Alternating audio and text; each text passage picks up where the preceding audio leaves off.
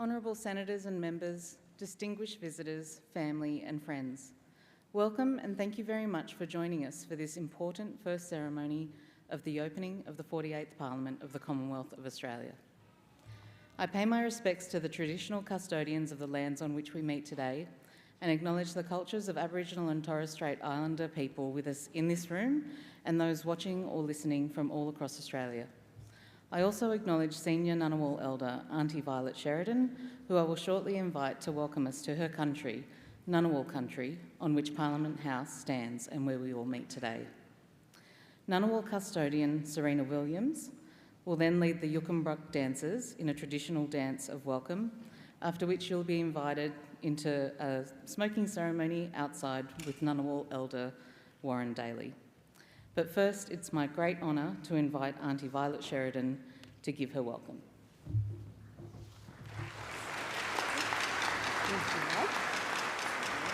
Thank you. Yuma, everyone. I welcome you all to Ngunnawal country and to beautiful Canberra. I extend that welcome especially to our Prime Minister, the Honourable Anthony Albanese, his partner, Miss Jodie Aden, and his son, Mr Nathan Albanese, the Leader of the Opposition, the Honourable Miss Susan Lee, the Ministers for Indigenous Australia, Senator Malindia McCarthy, the President of the Senate, Senator Sue Lyons, the Speaker of the House, Representative Mr Milton Digg, Indigenous parliamentarians, all new and returning members and senators and all other distinguished guests. I also acknowledge Senior Ngunnawal Elder Auntie Lillian Bell, Auntie Lynette Carroll, Uncle Warren Daly and the other Ngunnawal and community elders here today. I stand here on the shoulders of my Apigal ancestors, Queen Caroline Chisholm Lane, King Andy Lane, Richard Dick Lowe and my great-grandfather Ned Carroll. My knowledge older, my Uncle Bruce Merritt. I stand here as a proud Ngunnawal woman as I carry my ancestors in spirit, walking into the future, teaching the next generations about the oldest culture in the world, my culture, the Ngunnawal Aboriginal culture. This land, its hills, its rivers, it always was and always will be Ngunnawal land. I honour my Ngunnawal ancestors who walked this country before me and who continue to guide me today. Their spirit lives in this land, and it's through my respect and care that I acknowledge their presence. To walk on Ngunnawal country is to accept responsibilities. It is not just about being here. It is about caring for this land, the waters and all living things, as my ancestors have done for thousands of generations. When we care for country, we pay respect for those who came before us and ensure that their legacy continues. Ngunnawal country is alive. It lives in our stories, our ceremonies, our language, and our connections to this land. It carries forward by our elders, our young ones, and all who walk with us. It is a culture of strength, of resilience, and of deep wisdom. As part of this welcome, I offer you spiritual protection and safe passage. May you all walk gently, listen deeply, and carry the spirit of this country with you. May your journey on Ngunnawal country be of understanding, respect, and shared purpose. guided by the values of care, connection and community. I'd like to pay my respects to my elders past and present and emerging, and extend that respect to all First Nations people here this morning. I'd also like to acknowledge all the non-Indigenous people here as well. In keeping in the spirit of friendship and reconciliation, it gives me great pleasure to welcome you all here once again to Ngunnawal country.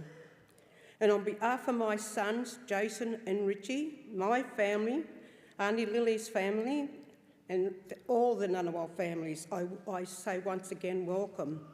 I would also like to thank Uncle Warren Daly, my son Richie Allen, Serena Williams, Joel Bolger, and the Yurubok dancers for gifting their time and culture knowledge alongside me as part of my welcome to country. Thank you all.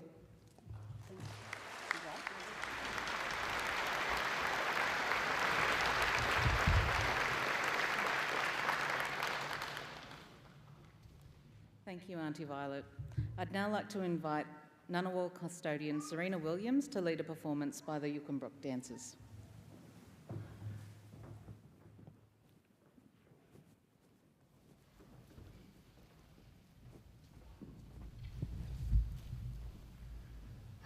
Yumalandi, everyone. My name is Serena Williams, very proud Ngunnawal Wiradjuri woman. Born on this country and been on this country for over 50 years.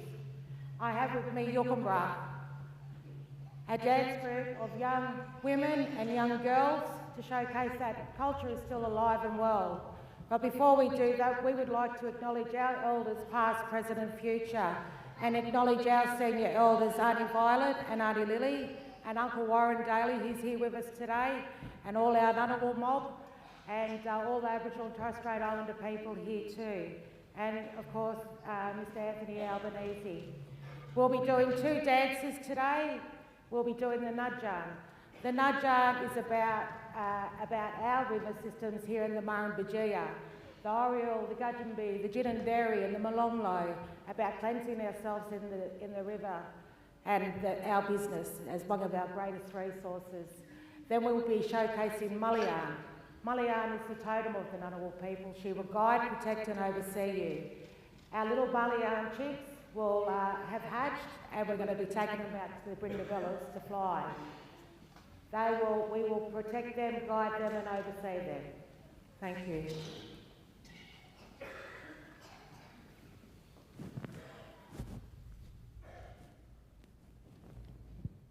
Najan.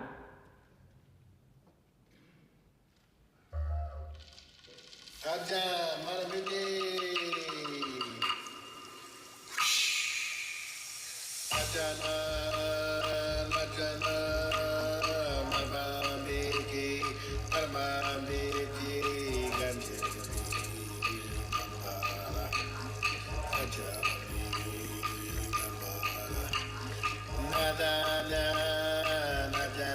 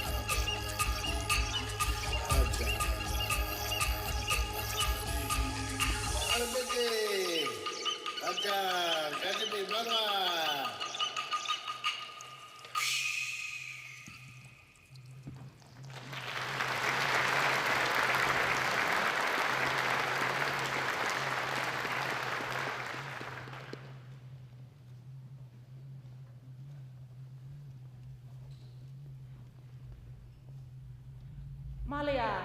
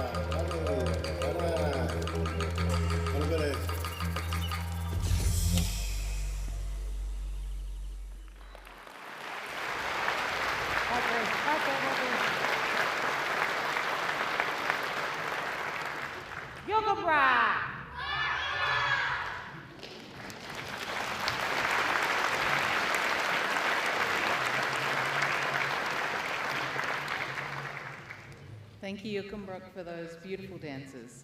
I now welcome the Prime Minister to make some remarks in response.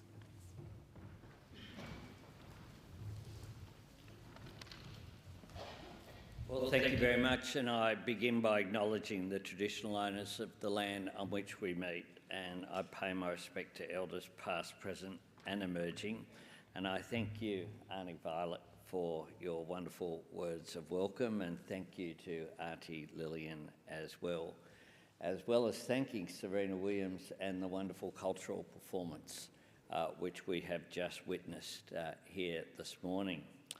I also want to acknowledge every First Nations member and senator taking their place in the 48th Parliament, as well as everyone who is back here, and pleased to be back here, both new and re-elected members and senators and their guests here this morning. The Welcome to Country is such a powerful way to begin a new parliament. Like a lot of the most positive things about our nation, we shouldn't take it for granted. This ceremony did not take place until 2007 and was controversial in 2007.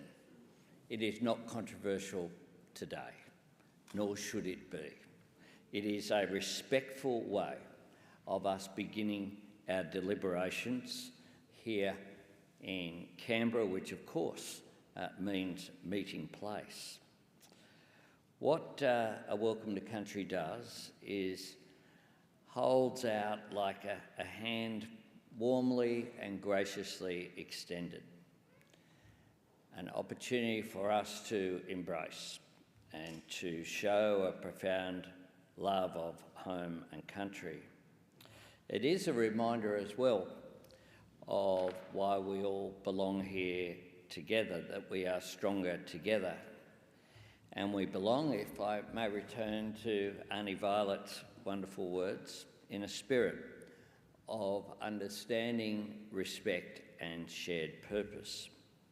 Guided by Minister Malarndirri McCarthy and following in the footsteps of her two great predecessors, Linda Burney and Ken Wyatt, we keep walking together.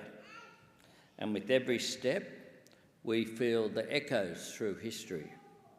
The footsteps, nearly a century distant from us now, of every First Nations person who trekked to the opening of the first Parliament House down the hill. The footsteps of the members of the stolen generations who came to this place 17 years ago now to hear the words that they needed to hear. I'm sorry, uttered by an Australian Prime Minister on behalf of the Australian nation. That was a day of catharsis, built on courage and grace. Ultimately, it was a day of togetherness and a reminder of our great potential and promise as a nation. Consider the beautiful set of contradictions that make up who we are. A youthful nation, yet one of the world's oldest democracies. An ancient continent, but one that we share with the world's oldest continuous culture. What an extraordinary privilege. What a source of pride for all Australians. We have so many facets and they come together to make a unique whole. They come together here on the ground and they come together in the sky above us. Look up on a clear night when you're far from city lights and you'll see the dark emu with the Southern Cross shining on its head. And when you're looking at the Southern Cross, look at the star that twinkles most softly. It's the part of the Southern Cross that features on the Australian flag, but not on the flag of New Zealand. Several years ago now, the International Astronomical Union formally recognised the star as Yinan, the name given to it by the Waterman people in the Northern Territory. To the Waterman, it represents a red dilly bag filled with special songs of knowledge. It is an Australian star, a piece of ourselves reflected back at us from our great southern sky. And it flies above us now on that giant flagpole at the top of this building. One more reminder that this country and this Parliament is our great diversity of chapters coming together. And the Welcome to Country lets us touch the very beginning of the story, our story, the Australian story. In the 48th Parliament, we write the next chapter. Let us do it with the same sense of grace and courage that First Nations people show us with their leadership.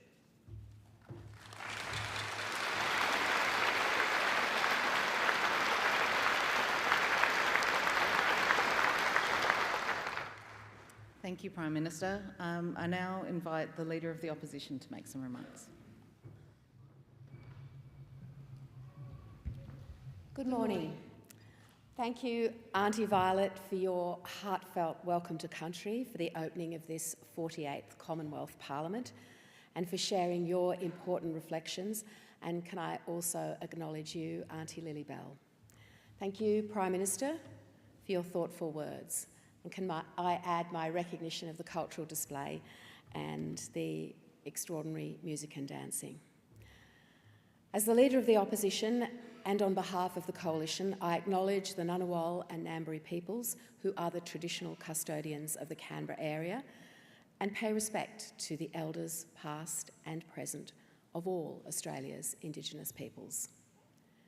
Members of Parliament, Senators, ladies and gentlemen, today's welcome reminds us that this Parliament doesn't begin in isolation. As Australians, we share a story unlike any other, with an ancient culture, the oldest living in the world, rooted in land, language, and story. A democratic inheritance brought from afar, but grounded in Australian values. And a modern nation shaped by people from every part of the world, united by the belief that this country gives you a fair go and a chance at a better life. It's a story still being written. And this 48th Parliament offers another opportunity to write it well, through practical, lasting change. To ensure that every Indigenous child can realise their full potential through the best possible education.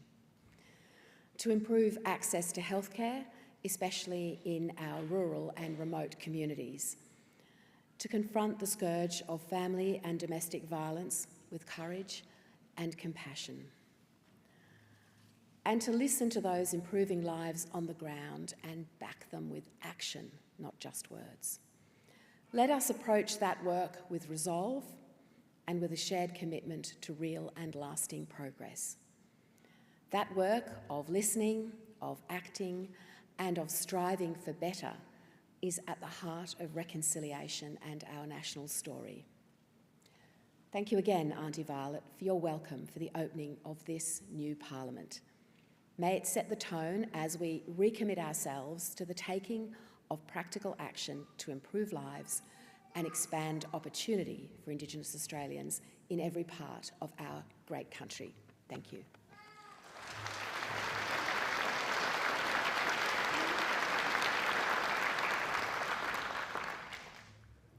I thank the Leader of the Opposition.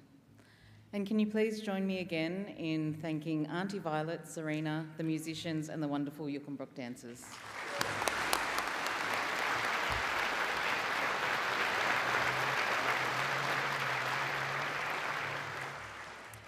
The Usher of the Black Rod and I will now join Auntie Violet and Auntie Lillian as they lead the official party outside for the smoking ceremony.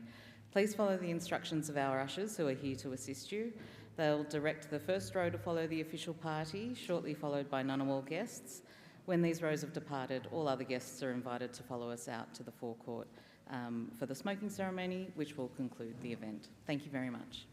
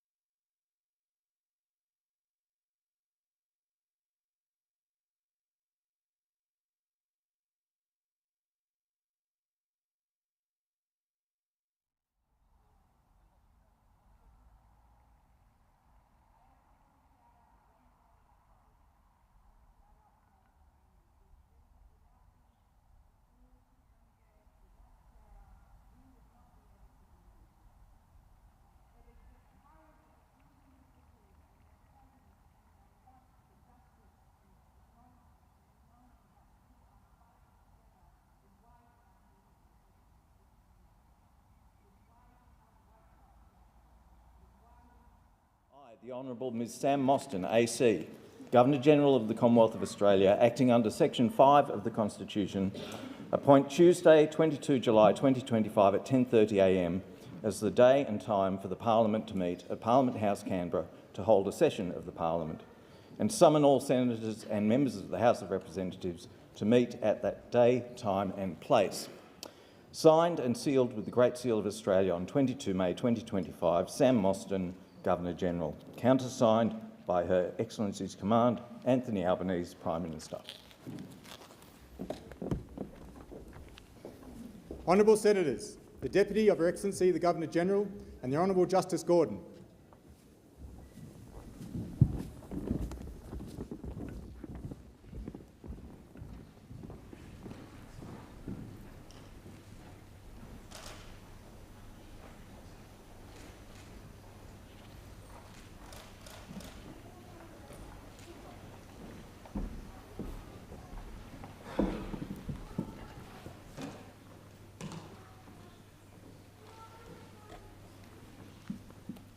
Honourable Senators, please take your places. Blackrod, please let the members of the House of Representatives know that I desire their attendance in the Senate.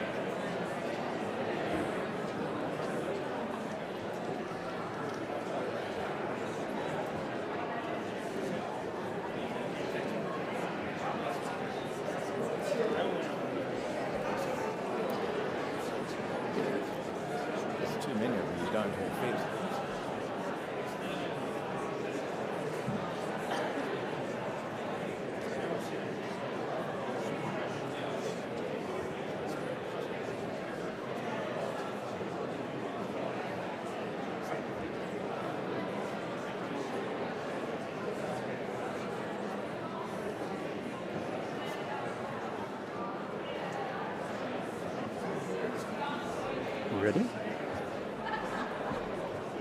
Senators, members of the House of Representatives, Her Excellency the Governor-General has appointed me as her deputy to declare open the Parliament of the Commonwealth. The Clerk of the Senate will now read the instrument of appointment. I, the Honourable Ms Sam Mostyn AC, Governor-General of the Commonwealth of Australia, acting under Section 126 of the Constitution and Clause 4 of the Letters Patent dated 21 August 2008 relating to the Office of Governor-General, appoint the Honourable Stephen Gageler AC, Chief Justice of the High Court of Australia, to be my deputy to declare open the Parliament at the time and place appointed by the proclamation published in the Commonwealth Gazette on 29 May 2025. Signed, Sam Mostyn, Governor-General, countersigned by Her Excellency's Command, Anthony Albanese, Prime Minister. Pursuant to the instrument which the Clerk has now read, I declare open the 48th Parliament of the Commonwealth. Her Excellency the Governor-General has commanded me to let you know that after Senators and members of the House of Representatives have been sworn, the Governor-General will declare in person at this place the cause of her calling the Parliament together. Before that time, it is necessary for the Senate to choose its President and for the House of Representatives to choose its Speaker. Later today, you will present those you have chosen to the Governor-General. The Honourable Justice Gordon will now attend in the House of Representatives to administer the oath or affirmation of allegiance to honourable members of that House.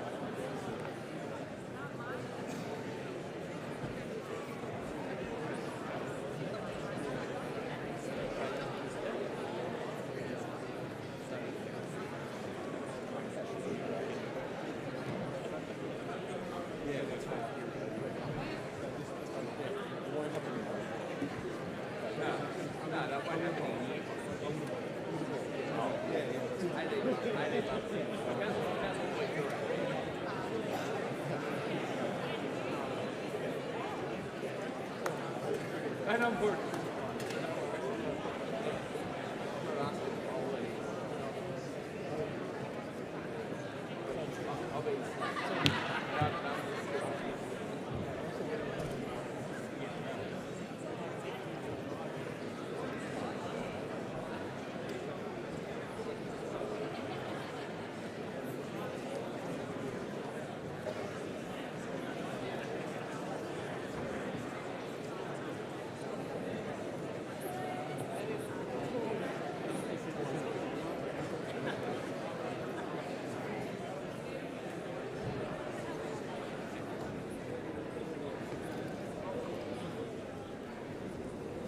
Honourable members, the Honourable Michelle Gordon AC, Justice of the High Court of Australia.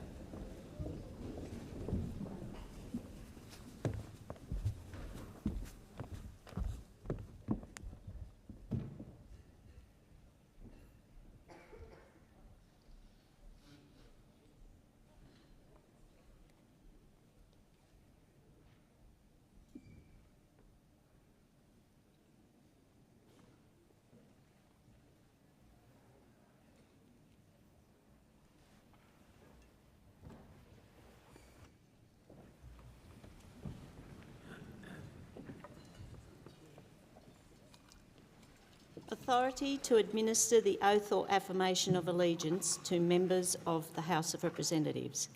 I, the Honourable Ms Sam Mostyn AC, Governor-General of the Commonwealth of Australia, acting under Section 44 of the Constitution, authorise the Honourable Michelle Gordon AC, a Justice of the High Court of Australia, to administer the oath or affirmation of allegiance to members of the House of Representatives, dated 22 May 2025, signed Sam Mostyn, Governor-General, and countersigned by Her Excellency's Command, Anthony Albanese, Prime Minister.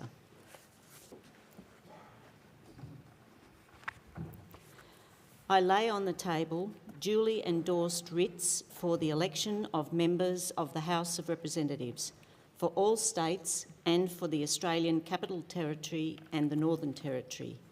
Will honourable members please come to the table in the order in which their names are read so that they may make an oath or affirmation.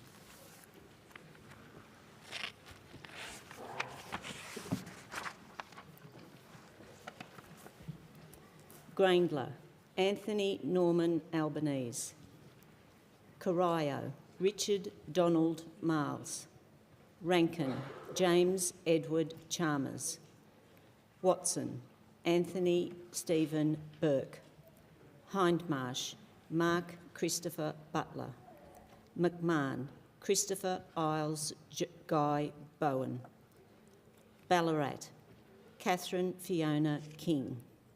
Kingston, Amanda Louise Rishworth. Blaxland, Jason Dean Clare. Greenway, Michelle Ann Rowland. Sydney, Tanya Joan Plibisek. Franklin, Julie Marie Collins.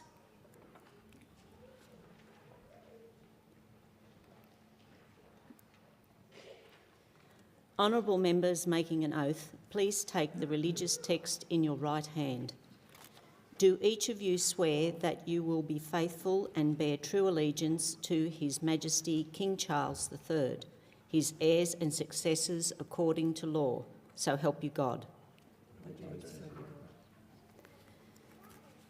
Honourable members making an affirmation, do each of you solemnly and sincerely affirm and declare that you will be faithful and bear true allegiance to His Majesty King Charles III, his heirs and successors according to law? I do.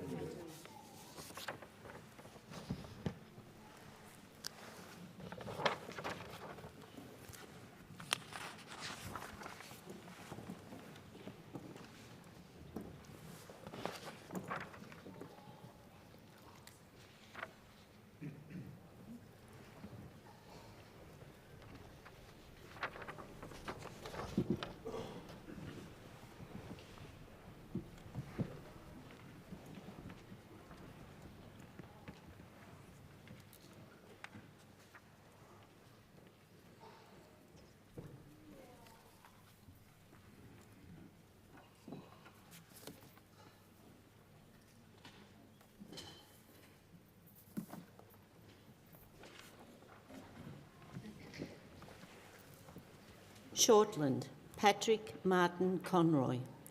Brand, Madeline Mary Harvey King. Cowan, Anne Azza Ali. Hotham, Claire Ellen O'Neill. Burt, Matthew James Keogh. Fraser, Daniel Molino. Eden Monero, Christy Louise McBain. Hawke, Samuel Thomas Ray. Lilly, Annika Shea Wells. Scullen, Andrew James Giles.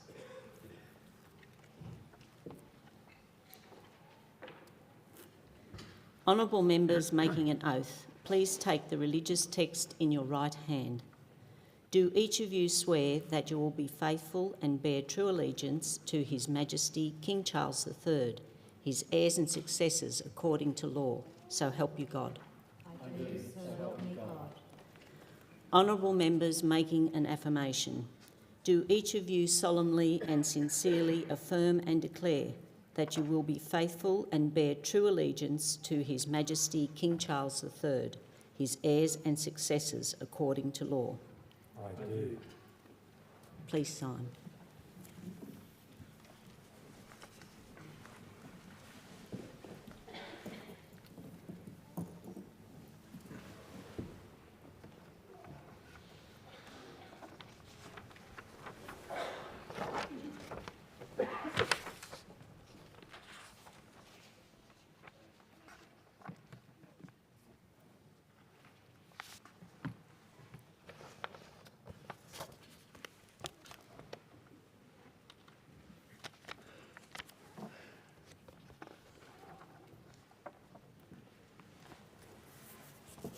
Farah Susan Lee, Lindsay Melissa Iris McIntosh, Fairfax Edward Lynham O'Brien, Goldstein Timothy Robert Wilson, Maranoa David Kelly Littleproud, Moncrief Angie Marion Bell, Hume Angus James Taylor, Gippsland Darren Jeffrey Chester, Wannon Daniel Thomas Tehan, Mitchell Alexander George Hawke, Canning Andrew William Hasty, Barrowra Julian Martin Lisa.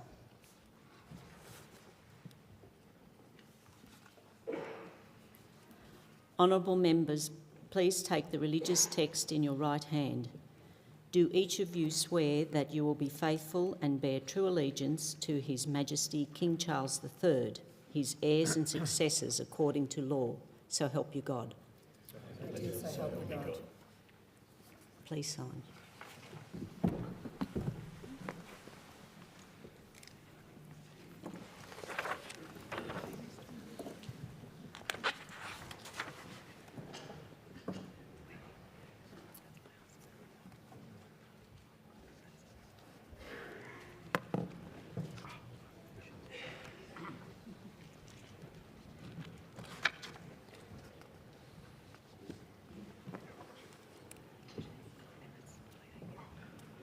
I'm not getting any times on these, but that's okay.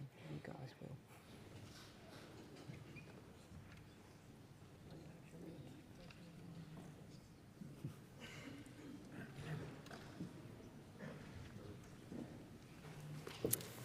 Fisher, Andrew Bruce Wallace. Cowper, Patrick John Conahan.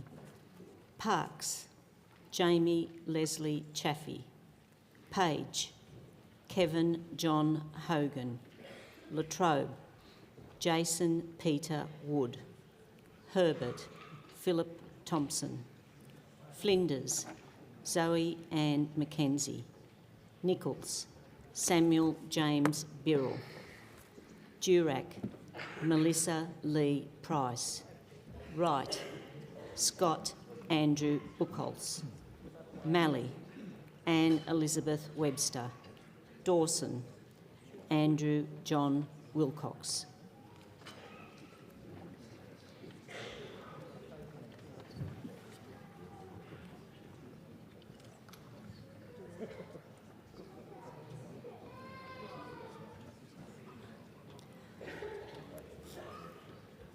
Honourable members making an oath, please take the religious text in your right hand.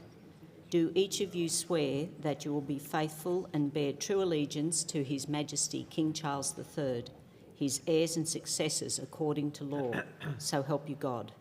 I do, so help me God.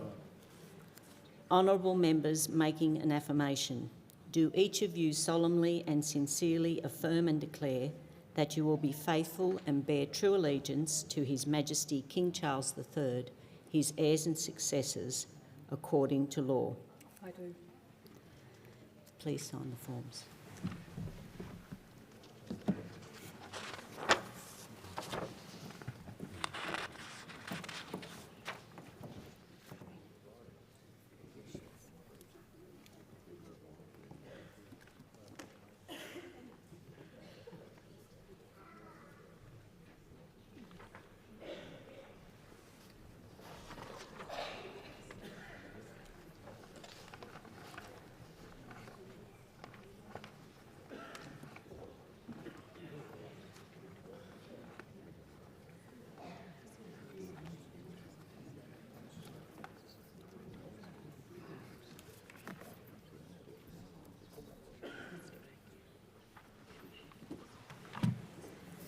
Perth, Patrick Possum Gorman.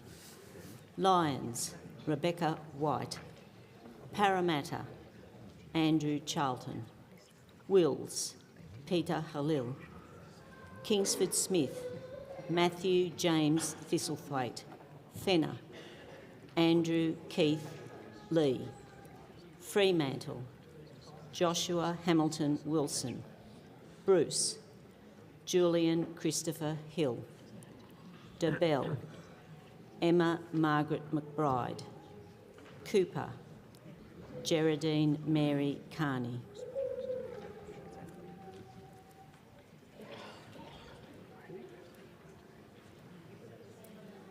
Honourable members making an oath, please take the religious text in your right hand.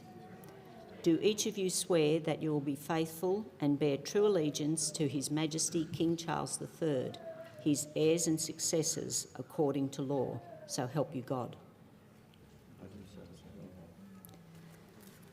Honourable members making an affirmation, do each of you solemnly and sincerely affirm and declare that you will be faithful and bear true allegiance to His Majesty King Charles III, his heirs and successors according to law?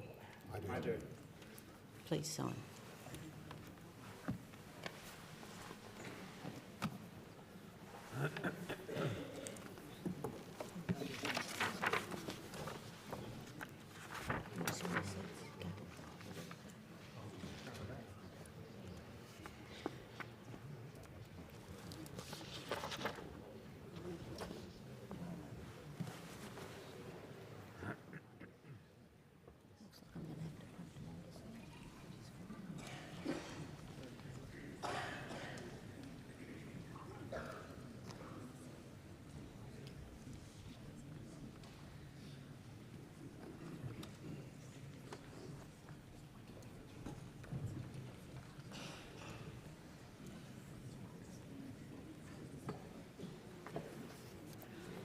Dixon, Alison Ann France. Bass, Jessica Ann Teasdale. Banks, Jean G. Soon. Menzies, Gabrielle James Ng. Deacon, Matthew John Gregg. Bonner, Cara May George Cook. Barton, Ashvini Ambi Hypaha. Moore, Thomas Allen French. Bendigo, Lisa Marie Chesters. Hunter, Daniel Peter Repicoli. Hughes, Sydney David Moncrief. Tangney, Sam Bon Cheng Lim.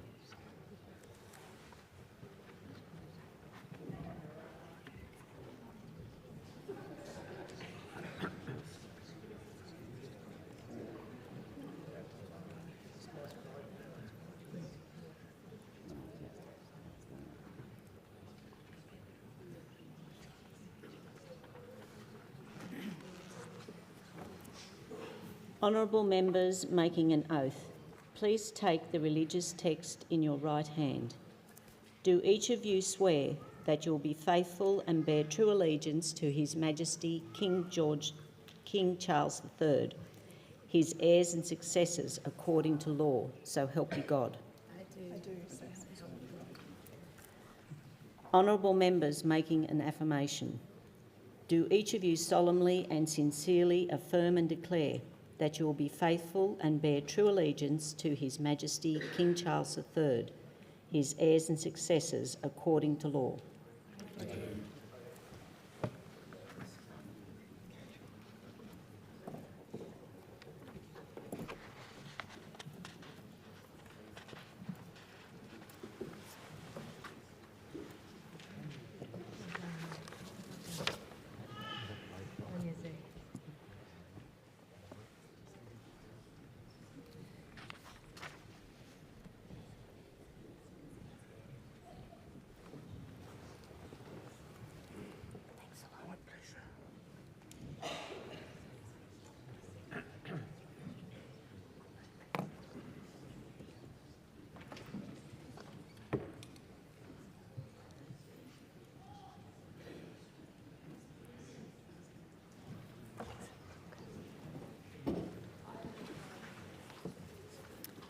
Monash, Mary Rose Aldred.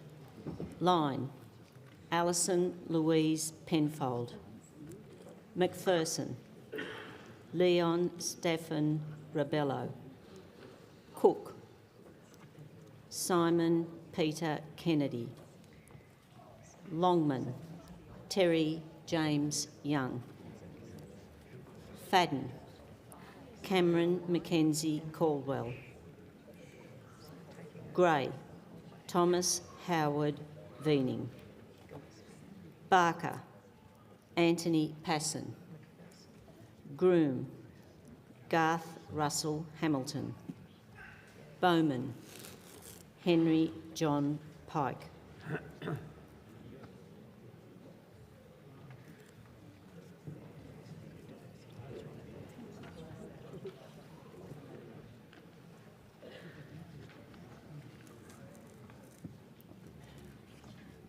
Honourable members, please take the religious text in your right hand.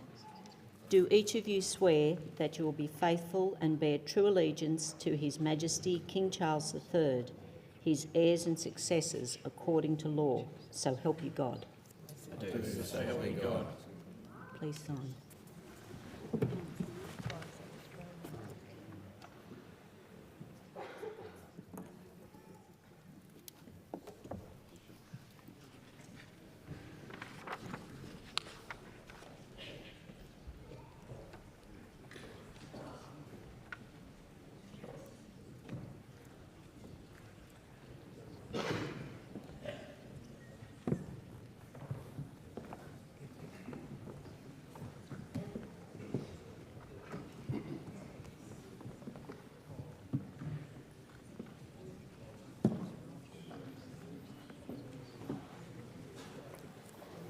Bullwinkle Patricia Ann Cook, Melbourne. Sarah Jane Whitty. Petrie Emma Louise Comer. Lingiari Marion Scrimger. Griffith Renee K. Coffey. Sturt Claire Louise Clutterham. Maribyrnong Joanna Lee Brisky. Aston Mary Judith Jacinta Doyle. Gorton Marion Alice Marguerite Jordan Baird. Braddon Anne Elizabeth Urquhart. Pearce Tracy Gardner Roberts. Leichhardt Matthew John Howe Smith.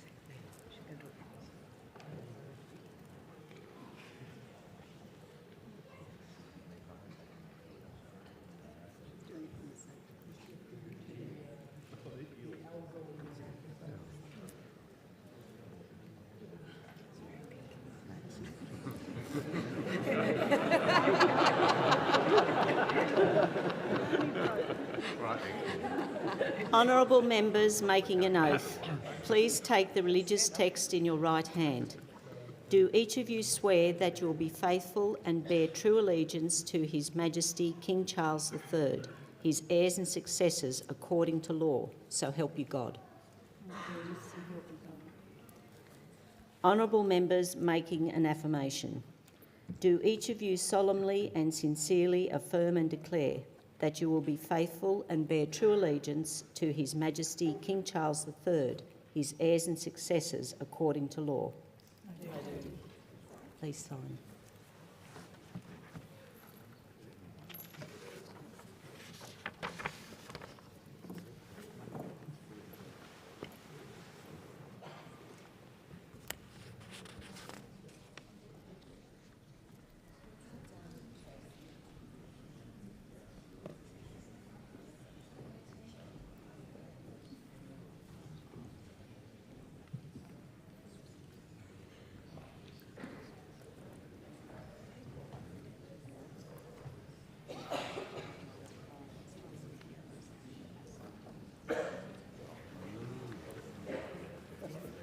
O'Connor Richard James Wilson. Forrest Benjamin John Small. New England Barnaby Thomas Joyce. Flynn Colin Ina Boyce. Wide Bay Llewellyn Stephen O'Brien. Riverina Michael Francis McCormick. Casey Aaron Anthony Violi. Capricornia, Michelle Leanne Landry. Hinkler, David John Batt.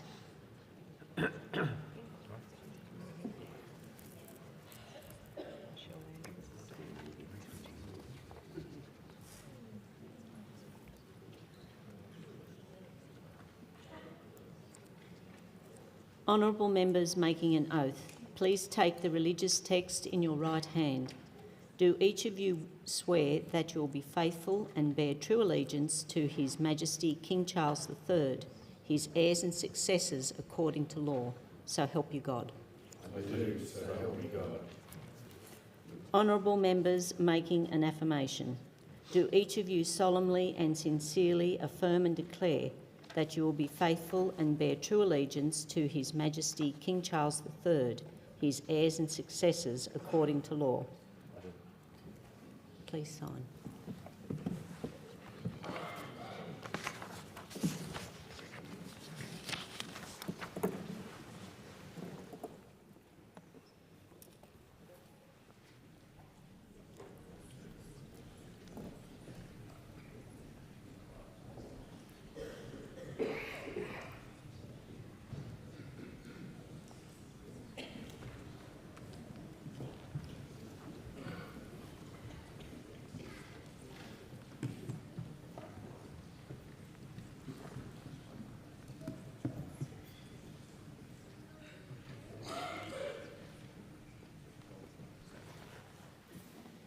Swan, Zanetta Felice Antoinetta Mascarenhas.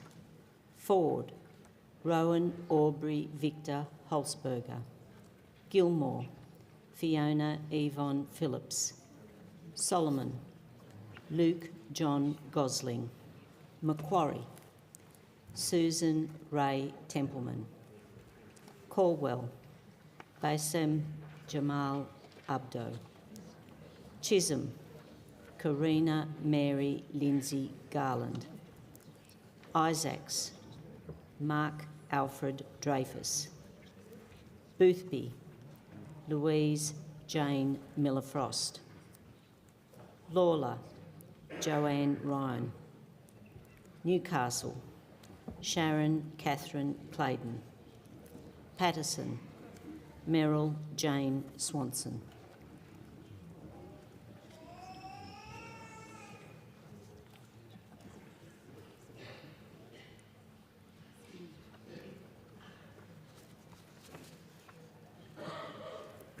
Honourable members making an oath, please take the religious text in your right hand.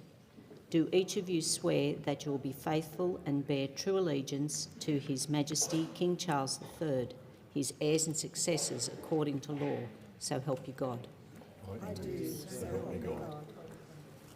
Honourable members making an affirmation, do each of you solemnly and sincerely affirm and declare that you will be faithful and bear true allegiance to His Majesty King Charles III, his heirs and successors according to law?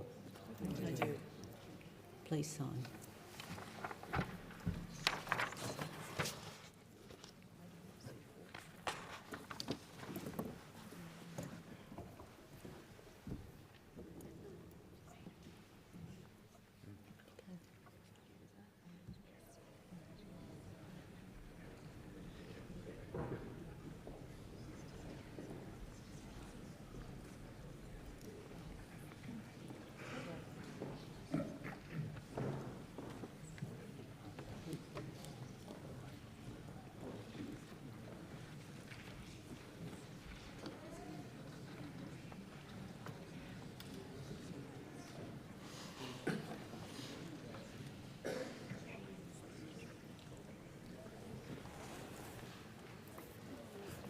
McKellar, Sophie Anna Scomps. Kooyong, Monique Marie Ryan. Wentworth, Allegra May Spender. Curtin, Catherine Ella Cheney. Bradfield, Nicolette Buller. Fowler, Dai Trang Lee. Calais, Andrew Robert G.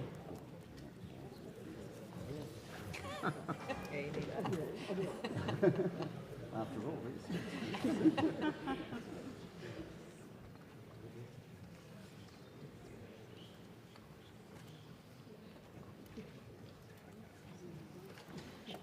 Honourable members making an oath, please take the religious text in your right hand. Do each of you swear that you will be faithful and bear true allegiance to His Majesty King Charles III, his heirs and successors according to law, so help you God?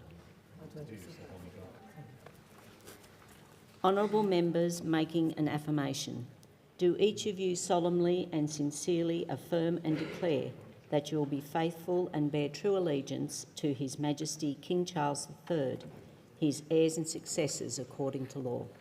I do. Please sign.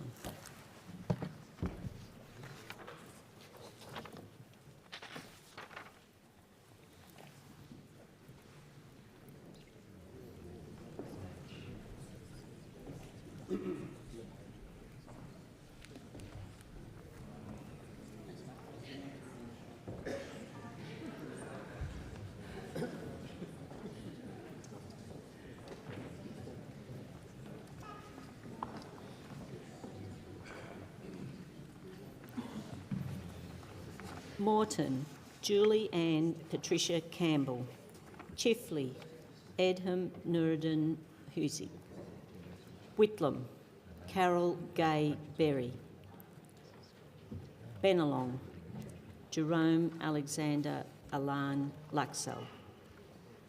Brisbane, Madonna Louise Jarrett. McNamara, Joshua Solomon Burns. Spence, Matthew Paul Burnell. Werriwa, Anne Marie Stanley. Bean, David Philip Benedict Smith.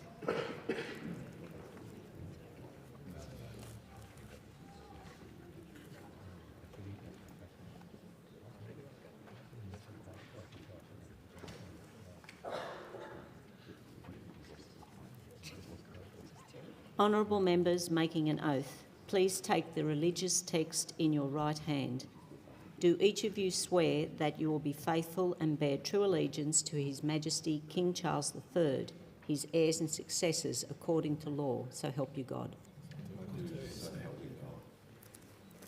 Honourable members making an affirmation, do each of you solemnly and sincerely affirm and declare that you will be faithful and bear true allegiance to His Majesty King Charles III, his heirs and successors according to law?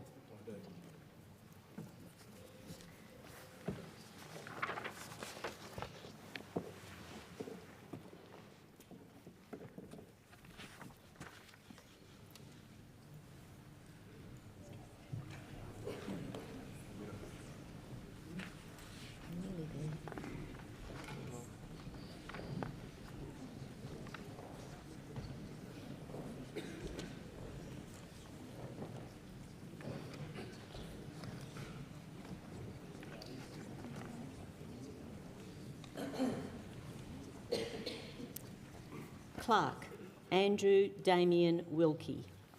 Mayo, Rebecca Karina Shea Sharkey. Kennedy, Robert Carl B. Catter. Indi, Helen Mary Hames. Warringah, Zali Stegel. Ryan, Elizabeth Watson-Brown.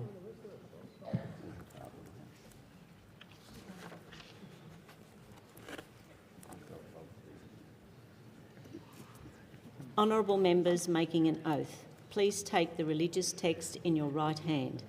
Do each of you swear that you will be faithful and bear true allegiance to His Majesty King Charles III, his heirs and successors according to law, so help you God?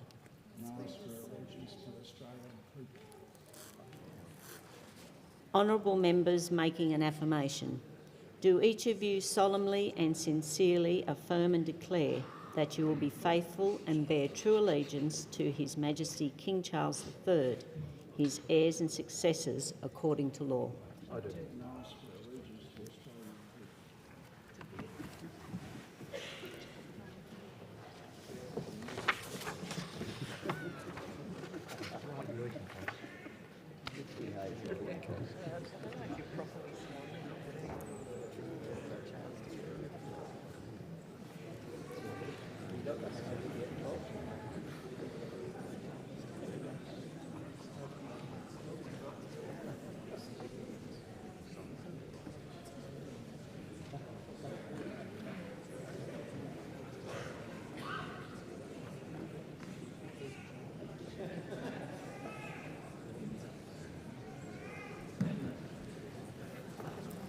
Robertson, Gordon James Reid.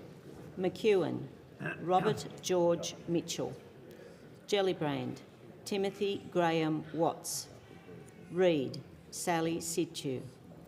Richmond, Maria Justine Elliott. Macon, Antonio Zappia. Blair, Shane Kenneth Newman. Holt, Cassandra Juanita Fernando.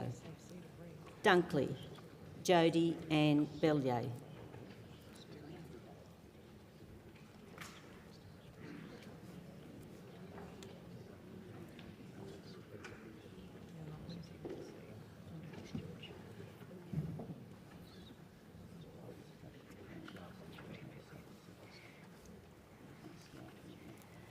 Honourable members making an oath, please take the religious text in your right hand.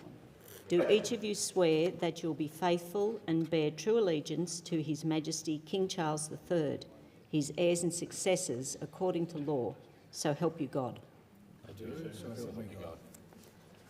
Honourable members making an affirmation, do each of you solemnly and sincerely affirm and declare that you will be faithful and bear true allegiance to His Majesty King Charles III, his heirs and successors according to law? I do.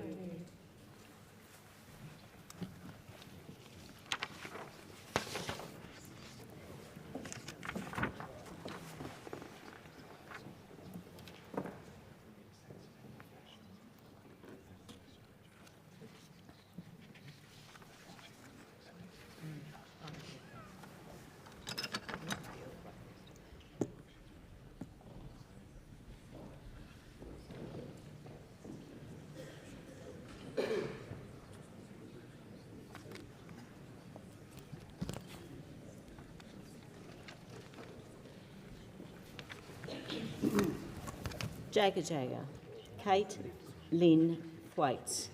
Oxley, Dugald Milton Dick. Hasluck, Tanya Natalie Lawrence. Cunningham, Alison Joy Burns. Canberra, Alicia Emma Payne. Corangamite, Elizabeth Ann Coker. Macarthur, Michael Randolph Freelander. Adelaide, Stephen Georgianis.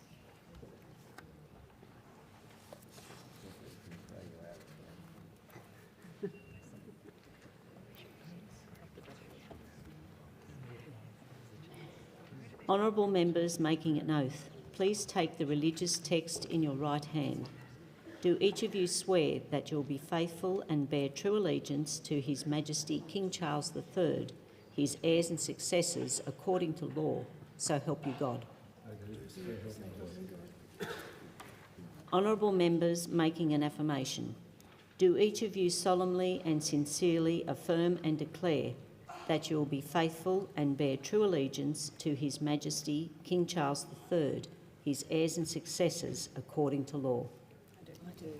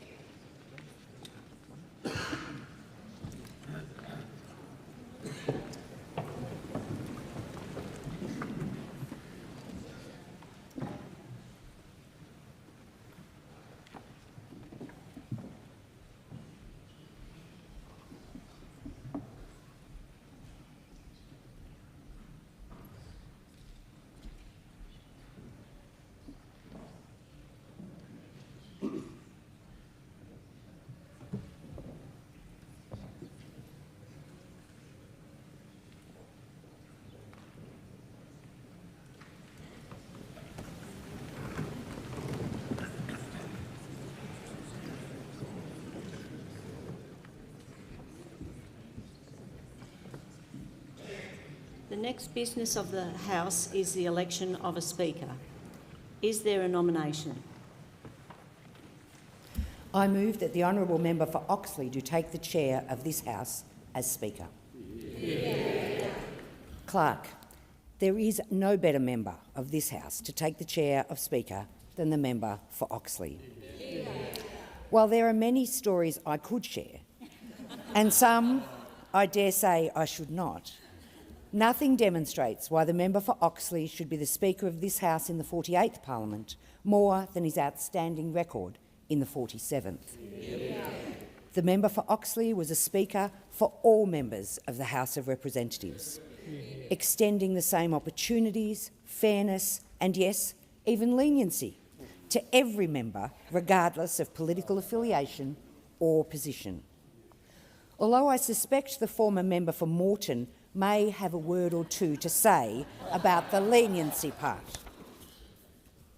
As members would be aware, the Whip's office is located just outside the member's entrance to the Speaker's office, and nothing illustrates the member for Oxley's approach to the Speakership more clearly than the daily sight of MPs from the Coalition, the Greens, the Crossbench, freely wandering into the Speaker's office.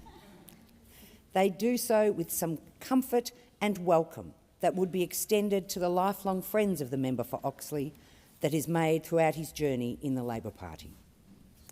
In my time as a member of this House, I can say with confidence that this was a unique aspect of the Speakership. I can also attest to the member for Oxley's experience when we served together on the Procedures Committee.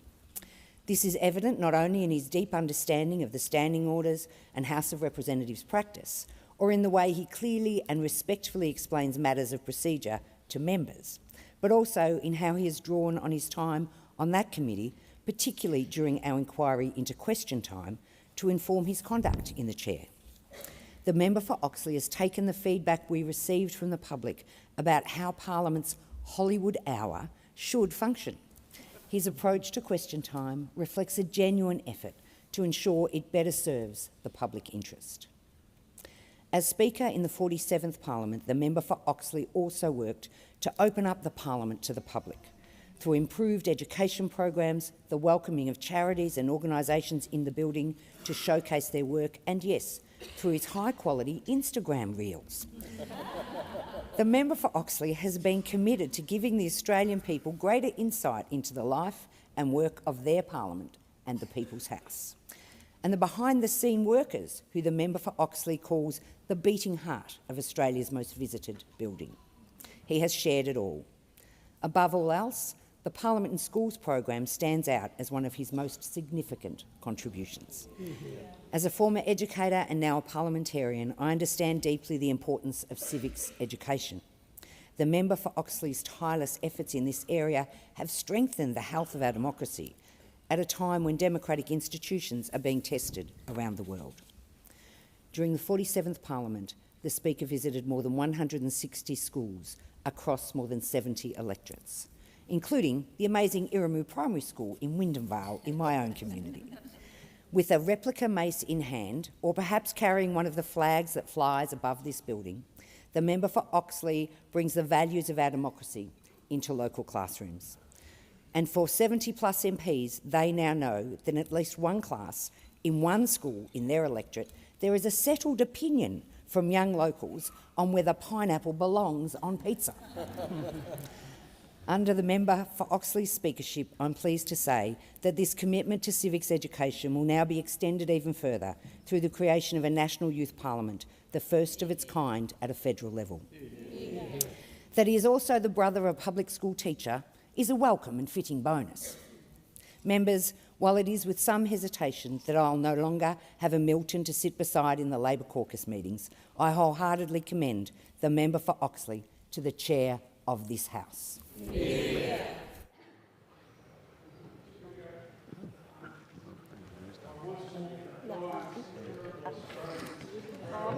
Member for Kennedy, we need to conclude the election of Speaker before you have a chance to speak. Is the motion seconded? Clerk, it is my honour, and a rare one at that, to second the nomination for the honourable member for Oxley to be Speaker of the House of Representatives for the 48th Parliament of the Commonwealth of Australia. The fact the nominations have been moved from either side of the floor says a great deal about the person the member for Lalor and I seek to continue as the 32nd Speaker in this chamber, the People's House. The member for Oxley upheld the finest Westminster traditions in the previous Parliament, and I have every confidence he will do the same in this term. He is well versed in the practice and is a scholar of the precedents of past Speakers, which can often determine a ruling on a particular point of order or a course of action to be taken. Impartiality has been a feature and the hallmark of his speakership. I have served under 7 Speakers, and each has brought their own level of panache and style to the position. The member for Oxley is no different in this regard. I rate him highly, and I'm not alone. He has earned the respect of all who have previously sat on these benches and deserves another term in this highest of office.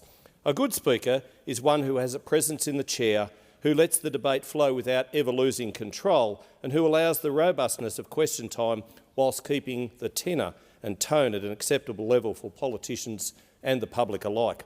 That is this Speaker, who fulfils his obligations also with humour, with pleasantry, and sometimes even a degree of clever wit. A great Speaker is one who uses his position to do good beyond the realms of this place. That too is this Speaker. Let me elaborate. Many a sitting night last term I had the privilege of attending a function in the Speaker's chamber where he happily hosted everyone from international diplomats to captains of industry to ordinary, everyday Australians for whom such an invitation was so very much appreciated. One such industry person was Stephen Ferguson, a close friend of both the Speaker and I, who represents so many hotels which employ thousands of people. Pubs are a quintessential part of the Australian way of life, especially in regional areas, and for the Speaker to acknowledge this in an era of wowsers, when such people and sectors are sometimes poo-pooed, I believe showed courage and determination. Bravo, Mr Speaker. I also particularly like what the Speaker is doing to improve the education of young people in civics and democracy. The informal vote at the 3 May federal election was way too high, disturbingly so.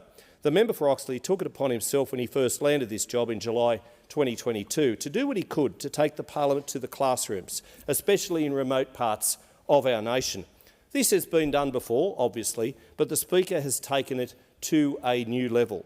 He has been to Bullera, Charters Towers, Cropper Creek, Gravesend, Kangaroo and King Islands, Longreach, Muttaburra, Albust, Pallamalawa, Port Hedland, Rowena and many, many others. He's been everywhere, man. And he's coming to a postcode near you. The Speaker wants Australian schoolchildren to know the difference between local, state and federal governments. He seeks to ensure people in the future make their ballot count through understanding how critical their vote is, what sacrifices have been made to have a fair and free democracy, and the different systems in place in various legislatures across the country.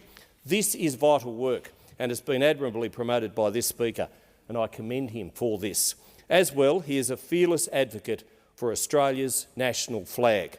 He has taken our famous red, white and blue ensign to electorates far and wide and will again embark on this popular program in this parliament. This is well received wherever and whenever it is held, as you would expect, by those who love our national flag, as we all should. There are those who would wish norms to be changed, traditions to go by the wayside. Not this Speaker. Whilst he is progressive in some ways, he is very much conservative in other approaches. I think he strikes a good balance, the right balance. The promotion of our democratic system and our flag are important to the nation. The Speaker recognises this and is using his office and his position for education and enhancement of these two cornerstones of our country. Additionally, what he has done to foster diplomatic ties and advance and strengthen collective interests with our Blue Pacific friends is encouraging and outstanding. As chair of the Interparliamentary Union's Asia-Pacific Group, he oversaw a webinar series on women's leadership and youth engagement in the Pacific. This is making vital inroads into a region which is a really contested space at the moment. Thank you, Mr Speaker, for what you have achieved and pursued in the past. I can think of no better person in this parliament to occupy the presiding chair and to continue your significant work in this place and beyond. I wish you every success, I truly do. Good humour and limited need to use 94A, except for maybe some of those around me. I'll let you know when I feel they should go. Does the member accept the nomination? I accept the nomination. Is there any further proposal? I would just like to endorse on behalf of the residents. There'll be a time in a few minutes, Member for Kennedy. Just need to conclude the election first. The time for proposals has expired. I declare that the honourable member proposed has been elected as Speaker.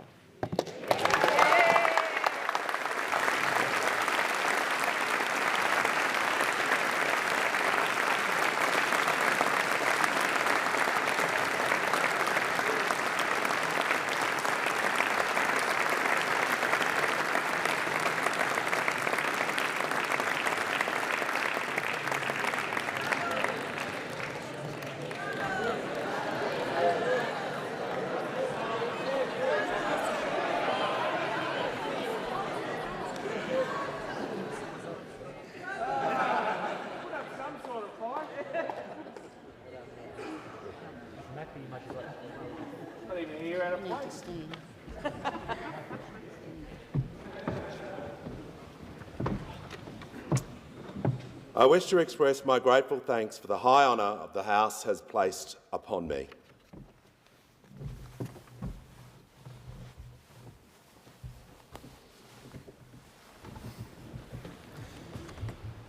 The call to the Honourable the Prime Minister.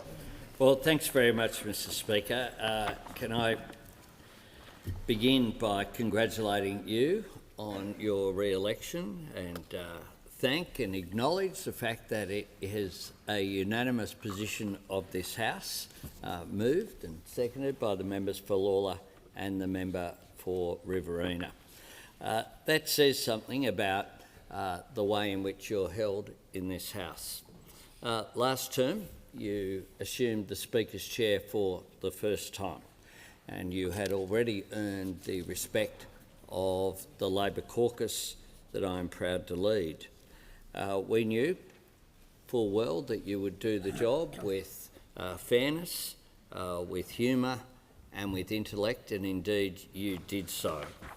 This term, you've been rightly re-elected to that chair, and we follow tradition in this place, including you reluctantly coming from the back there to assume the chair. I must say, Mr Speaker, that I've never seen you run so fast as you did towards that high office that you have quite rightly assumed.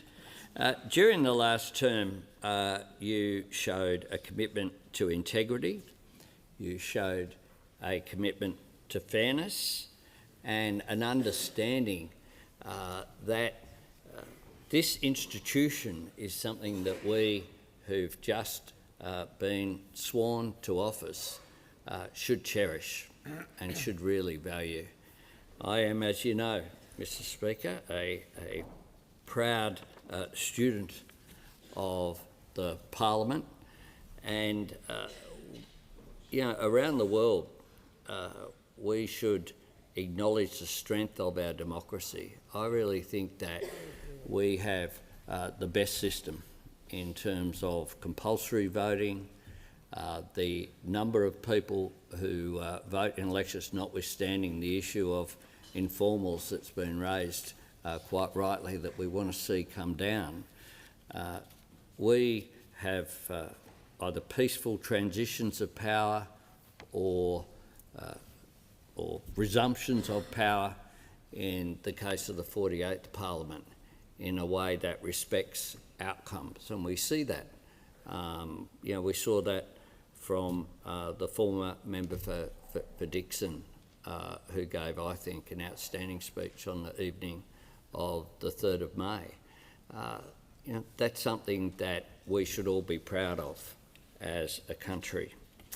Now, this is a place of fierce debate. It's said that democratic politics is war by other means, and there is the part of the tradition of you being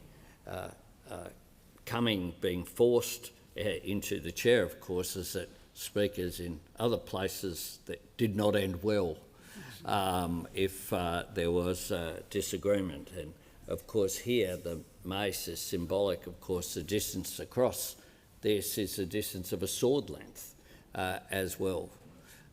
But we are able to debate our views, that people overwhelmingly come to this House from their different perspective, but with a common interest in the national interest. And I truly believe that that's the case. You are a steady hand, Mr. Speaker, and in your re-election, this House has shown its gratitude for the work that you have done in your first term as Speaker, and may there be many more terms to come, Mr. Speaker. You have engaged across electorates, something that Mr. Smith up there certainly did in my electorate, and I know that it is appreciated. The fact that you're getting out there and promoting our democracy is one of the things that you don't have to do. It's something that you want to do, and something that you do with passion and with eloquence as well. So I'm pleased that you are our custodian in this 48th Parliament. I look forward to your guidance, your counsel, and your mostly infallible and gracious rulings, Mr. Speaker. It's never too early to put in a good word there, and I congratulate you on your election. I look forward to working with you and seeing your work with all of the Parliament over the next 3 years. The call to the Honourable the Leader of the Opposition.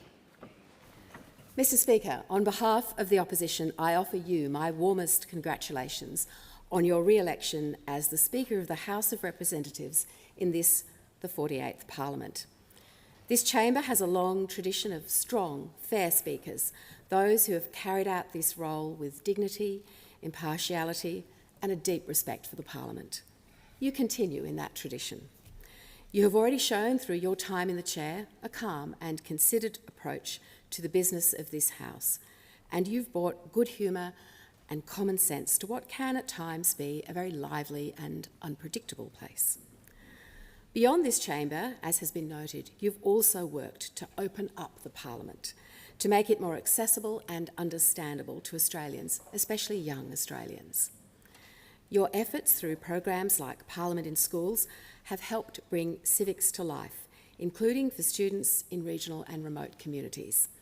I was pleased to host you in the Farrer electorate during the last term of Parliament, where we visited rural and remote schools across the region, including the very small school of Pooncarie on the Darling River, with 2 students there on that day. You noted it was the smallest school you'd ever visited. But the role there was to help demystify politics and engage the next generation of Australians about how our democracy works. And that work doesn't always make headlines, but it makes a real and lasting difference. It is particularly important with a Lowy Institute survey showing that 36% of our young people aged 18 to 29 do not believe democracy is the best form of government or are indifferent to it. At a time when, the world over, people are looking towards that shining beacon that is the democratic system of government, your work in engendering an understanding and appreciation for our system of government is critical. Mr. Speaker, this new Parliament begins after an election where, to be frank, the Coalition would have preferred a different result. That is the nature of democracy. We respect the outcome and we are resolved to do the job the Australian people have entrusted us with, to be a strong, principled and effective opposition. As an opposition, we will be constructive where we can and critical where we must. The composition of this House has changed, as it does in every election. Friends and colleagues on all sides of the chamber have moved on. I thank them sincerely for their service to the Australian people and to this institution. I also warmly welcome new members of the House. This is a great honour and an immense responsibility. Whether you've arrived on these green benches for the first time or are returning to this place once again, your voice matters and your contribution will help shape the future of our country. As this new Parliament begins, it's also fitting to thank all those who make this place work, from the attendants and clerks to security, cleaners and support staff across every wing of the building. We acknowledge their tireless work and commitment to public service. While we are the ones who speak and debate in this chamber, they are the ones who help ensure that we can do so. Mr. Speaker, the opposition recognises the importance of your role in ensuring this Parliament functions well, so that robust debate can take place and the voices of Australians from every corner of this country can be heard. We wish you well and look forward to working constructively under your stewardship in this new Parliament. Congratulations. Call to the Leader of the Nationals. Well, thank you, Mr. Speaker, on behalf of the National Party and myself personally as a friend. Congratulations, mate. As someone that started with you in 2016 and spent many plane rides with you down from Brisbane to Canberra and back, we became good mates, and can I say, very proud of your ascension to this role, and that also our friendship and respect for your professionalism, even on international delegations to India, the first one we ever did. In fact, the Prime Minister and Senator Hanson and the former member for Moore, an eclectic bunch in India for 10 days. We were able to get to know one another and understand one another better. And what you have done as the former Speaker in not forgetting any part of this country, in taking this Parliament to them, their house, to the most remote parts, coming to my electorate of Longreach and sitting with the School of Distance Education in Longreach, talking to kids on remote stations that would only ever dream of coming to Canberra, but having the Speaker of the House and doing it such a dignified way, in a way that embraced them in understanding the important role that you play, but we play, and going to the small school of Mudabara and then obviously on to a local establishment where you probably got an education of the local gossip, more than what we wanted. But that is what it is to take this great Parliament to our great nation, all parts of it. You served this role with such dignity in the last Parliament, and we are proud to have supported you in the fact that there has been bipartisan support on both sides, and in nominating you is a reflection on you, one that we are proud of, your family should be proud of, and this nation should be proud of. Congratulations. I give the call to the honourable member for Indi. Thank you, Mr. Speaker.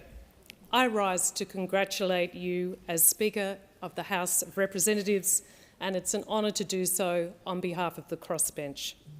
It is the highest office in this chamber and one that you have shown yourself to be truly worthy of.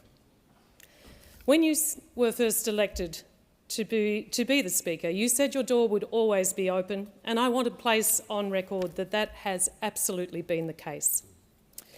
Speaker, you have been available to members across the chamber, as we've heard from the member for Layla and the member for Riverina. You've been available for advice, for guidance, for counsel, and at times you've had the humility to ask for counsel yourself. Just as importantly, you've opened the door to the Australian public. During your term as Speaker, you've hosted frequent events in the Speaker's office, as we've heard. You've invited volunteers and school groups in, and you've taken the time to explain the role of Speaker with warmth and with clarity. And I've seen that personally. You've welcomed many volunteers from my office into your office. You've shared your time generously and given them a rare and exciting glimpse into this part of the building that so few Australians ever see. Members, this Speaker brings something else to the role in the fine tradition of the greatest speakers in the Westminster system, and that is a sense of wonderful humour. It is the hallmark of a truly great Speaker. When things get heated in here, as they often do, this Speaker can cut through with a smile, with a wry look, and with an excellent raise of the eyebrow. This Speaker reminds us all that leadership doesn't have to be loud to be effective. In fact, of effectiveness, I might say that this Speaker could well add something very special to the Treasurer's forthcoming productivity roundtable. Unrecorded in Hansard in the last Parliament, but audible to those who listen carefully, this Speaker was heard to remark one day in a particularly noisy question time that he could effect a swifter use of Standing Order 94A if the Speaker's chair was fitted with an ejector button. It's an excellent idea. It's one the Treasurer should consider, and perhaps the House as a whole. And I must say, for someone who loves Instagram as this Speaker does, it would make an excellent Instagram post. But members, the seriousness of this role is not lost on this Speaker, especially when it comes to the culture of this place. The Jenkins Review was a landmark review in recognising the need for cultural reform in the parliamentary workplace. And under this Speaker's leadership, this Parliament has implemented key reforms. The establishment of the Parliamentary Workplace Support Service, the rollout of improved induction and training for all members and staff, and a clear and consistent focus on safety, respect and accountability. But we must also be clear, the Jenkins Review did not address how members behave in this chamber. That's governed by standing orders and enforced by the Speaker. And how the Speaker applies those standing orders, how they define and act on disrespectful behaviour, sets the culture of this House. And it's my experience that this Speaker has upheld those standards with fairness, with consistency, with impartiality and strength, and a willingness to challenge what have been entrenched behaviours. And finally, I draw the attention of the House to something that many others have said this morning, and that is his commitment to young people and civics education. In fact, I think it's fair to say that this Speaker is something of a cult hero to many young people across Australia. Last year, he travelled to the remote alpine towns of Marysville and Buxton in my electorate of Indi. I think other members have commented about the specialness of the schools in their electorate, but I would say for the Speaker, perhaps these were the coldest locations that he had visited. But he met with students there who'd lived through bushfires and who live in isolation, and he talked with them, not to them, and he talked about their place in democracy. I would say that in the electorate of Indi, and most particularly in Marysville and Buxton, that I'm sorry to say for the Speaker that they were no fan of pineapple on pizza, and they were not to be persuaded that the Speaker was from Queensland. No kowtowing from Indi. And as we've heard today, this Speaker has visited more than 160 schools across our vast nation. And under his leadership, for the very first time in Australia's history, we will have a national youth parliament.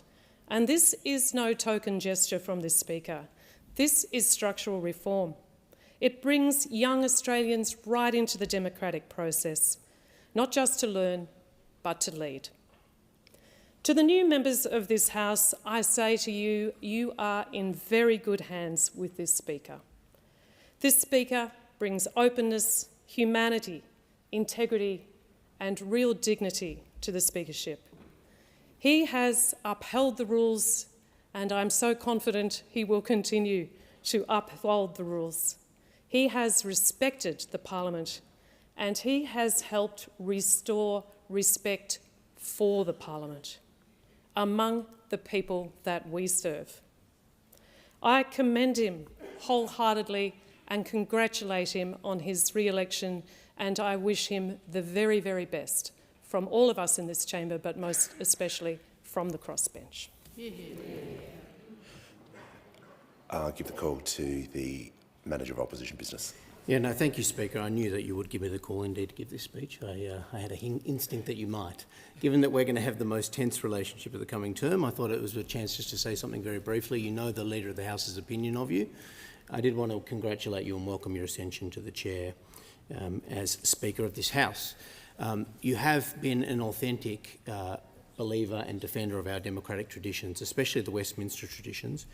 And in this Parliament, given the nature of it, none of us have lived through a Parliament for this time where we have such a majority of a government, and I think the rights of minorities are going to be especially important in relation to the operation of this House.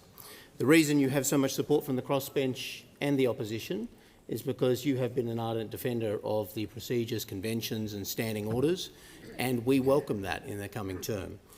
Indeed, in The Australian, I noticed that you were lauded for your performance in the previous term, having, I think, simultaneously managed to achieve the feat of removing fewer members than any other Speaker in the last 30 years, and yet simultaneously more government members than any other Speaker in some time. So I just want to point out, with the changed composition of the Parliament, haven't run the numbers, that your average of, I think it's about 3.63, one government member every 3 sessions, you'll need to increase that strike rate to one government member every 2.88 if you want to keep your strike rate up. I'd highly just want to put that on your radar up front. We welcome your ascension to Speaker. You do a great job for this Parliament.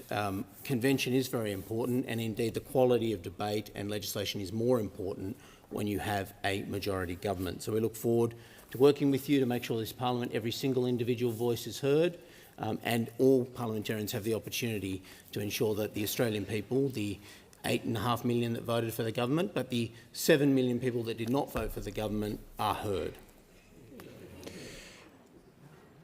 And now, the member for Kennedy. The member said she was speaking for the young people. I'm speaking for the old people, obviously. I once walked with giants, incredible Australians who proudly and doggedly achieved many great things for our nation. They built roads, dams, created towns and cities, developed our education and healthcare systems. They weren't driven by ego or the ability to make statues of themselves. They were driven by the innate desire to make Australia a great and prosperous nation, and for all Australians to benefit from that prosperity. Milton Dick is one of those people. Like many old families in Queensland, his great-great-grandmother, a widow, arrived in Charters Towers in gold rush times around 1880. Only a year later, my forebears arrived from places still unknown. His great-grandmother's family, the Goffs, built the Excelsior Hotel and the theatre in Charters Towers, which is one of the major centres of towns in those days. And they're still standing, both those buildings, today. At the time, the business people in Charters Towers, remember that Charters Towers was bigger than Brisbane at this stage. His family threw all their weight behind the fledgling Labor movement. Remember, they were rich business people, and they threw their whole weight behind the Labor movement, as did my own family. At the same time, the business people in Charters Towers, his family threw all their weight behind the fledgling Labor. It was a wonderful thing when the business people stood up for miners and those injured and killed in mining accidents. Milton had carried on that tradition. There are many others, and even Milton may disagree. He played a major part, maybe the major part, in the ALP holding on to office in Queensland from Joe's day, Jockey Peterson, until the government fell in 1990. Milton, to fight tenaciously for the workers. Mount Isa workers are living under the looming threat of closure of the copper smelter right at this very moment. Milton has fought this closure once before and won. I pay him a very fine tribute for achieving what very few in this place will ever achieve. He is strong, determined, tenacious, intelligent and fair. With him, he will again walk with giants. I take very great pleasure in supporting Milton and his work into the future. I thank the member for Kennedy. With the House's indulgence, I want to give some remarks. But I begin firstly with acknowledging that we gather here today in this Parliament on the lands of the Ngunnawal and Ngambri peoples, where our Parliament is constructed. And I extend that acknowledgement to all First Nations people represented here today in the gallery, and of course those taking their seats in this House. With the indulgence, it is an honour to give thanks to the remarks by the Prime Minister, the Leader of the Opposition, the Leader of the Nationals, the members for Indi, the member for Kennedy and the Manager of Opposition Business. To be chosen for this role for a second time is a profound honour, but to be elected unopposed is deeply humbling. And I recognise the significance of that gesture. And I'm not only grateful for the trust and goodwill shown from all sides of this chamber, but I want to prove to you that I've earned that trust. This is not a privilege I take lightly, because it is an incredible honour. In my view, the role of Speaker is not one of partisanship, but of stewardship. And it's my solemn responsibility to ensure that democracy is not only practised here, but it's strengthened here. It was a privilege to be dragged to the Speaker's chair, perhaps running to the Speaker's chair, by not only two sides of this chamber, but two very close friends and mentors. To the Chief Government Whip, the member for Lola, I think the reason we get on so well is because of our connection to education. Sitting in the gallery today is my older sister, and she's the lesser known of our family, but the most important one, because she's been a teacher for over 35 years and is the real star of the show. She, alongside the member for Lula, believes in the powerful transformation that education has on children's lives. And in some ways, that's in what's a small part as to my commitment to civics education. Sitting next to her is my brother, the Honourable Cameron Dick MP, someone who I'm enormously proud of for his achievements, but most importantly because he's my brother. To the member for Riverina, the one who's always offering free advice, whether I like to hear it or not, the kindness that he and his wonderful wife, Catherine, have shown to me since I became a member of this place is something I'll never forget. He's a great person, a fine parliamentarian, and I'm honoured that he seconded my nomination today. To the members for Indi and the members for Kennedy, thank you for your very gracious remarks, but more importantly, thank you for the opportunity for me to seek your counsel, as I do with so many others. When I took the chair for the first time on the 26th of July 3 years ago, I spoke about how I envisioned the chamber to be a place of ideas and energy, a place where debate flowed, where the very best of ideas were exchanged in a respectful manner. And over the last 3 years, I've been committed to making this place a place of change, a respectful and safe workplace. And I'm proud of the progress we have made, but I realise that there's more to be done. Today, I recommit myself to this. This term, I will continue to look for ways to improve standards in this chamber. As I said, more work needs to be done. I continue to practice the principles instilled into me by my late parents, Alan and Joan. How you treat others is how you should expect to be treated. No role or title, elected or otherwise, exempts us from our obligation to create and foster a culture of safety, integrity and inclusion. Everyone who walks through these doors has the right to feel safe respected and supported. In the Parliament, I will not tolerate disrespectful behaviour, because the behaviour we show one another in this chamber matters. Matters to me, matters to those who have chosen you, and it should matter to everyone in Australia. But robust debate is essential. But our words carry weight, and our behaviour sets a tone that extends far beyond these walls. There's no question we live in the best country in the world, with one of the safest democracies on the planet. But increasingly, democracy around the world is under pressure. Last Parliament, I set my eyes upon uplifting civics knowledge and education. And as it's been said, I was proud to visit over 160 schools across every corner of Australia as part of the civics program. But today, I'm inviting all members to join me in a new push to improve civics education across all our communities. And today I announce a new civics agenda. I proudly today commit to visiting every single electorate in this country. In the Parliament, I want to continue to champion and strengthen our engagement with young Australians through initiatives like the Schools in Parliament program, the Parliament House National Roadshow, and of course the National Youth Parliament.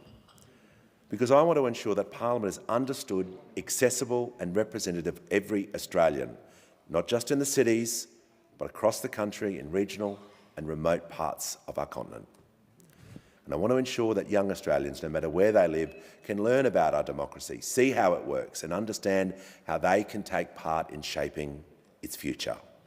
This isn't symbolic, because this Parliament belongs to all of us. I'd like to finish briefly with some final thanks. To the Prime Minister, I've been deeply impressed by your commitment to respect and governing with humility. Prime Minister, you often talk about your late mum and how proud she would be of you taking high office. I can relate to that. I thank you for your trust and respect that you've shown me more than anyone in this place. And I see your commitment for traditions and the deep respect that you show in our parliamentary system, all the while never forgetting your roots and where you've come from. And I thank the Leader of the Opposition for her gracious remarks. And I want to share with the House a few personal reflections about her. I've seen her care and respect for the people she represents firsthand. Spending a week in her beautiful electorate of Farrer was an experience I won't forget. I deeply valued seeing that part of Australia, but more importantly, I valued spending time with you, getting to know you as a person, and your grit and determination was on show during that week and every other week that I've seen you in this Parliament. And I'm really looking forward to working with you in this Parliament. To my old friend, the Leader of the Nats, both elected in the class of 2016, I value your company, your insights into regional Australia, and of course the ribbing you like to give me from time to time. To the member for Watson, my friend of 30 years, thank you for your continued wisdom, support and leadership in this place. And to the member for Mitchell, while you've been a presence in this chamber for many years, I look forward to working with you in your new role, and I know you will do an excellent job. Just not too well, I hope. To former Speaker Tony Smith, who is with me today, but with me most weeks, who takes my calls and answers all the questions that I have that no other Speaker has had a relationship like this one has had with you. I thank you for your wise advice and all of your excellent rulings that I rely on from time to time. To Clarissa Surtees and Peter Banson, the Clerk and Deputy Clerks of this House, I once again look forward to working alongside you for another term. Your continued support, advice and professionalism for the teams you lead adds to our democracy, and I'm truly grateful for your support. And lastly, to all members, thank you again for this great honour. I promise to respect and commit to serve this House with impartiality, diligence and a deep sense of responsibility. Now, let's get to work.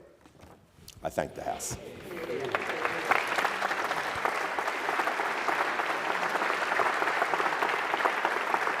I'm going to call to the Prime Minister.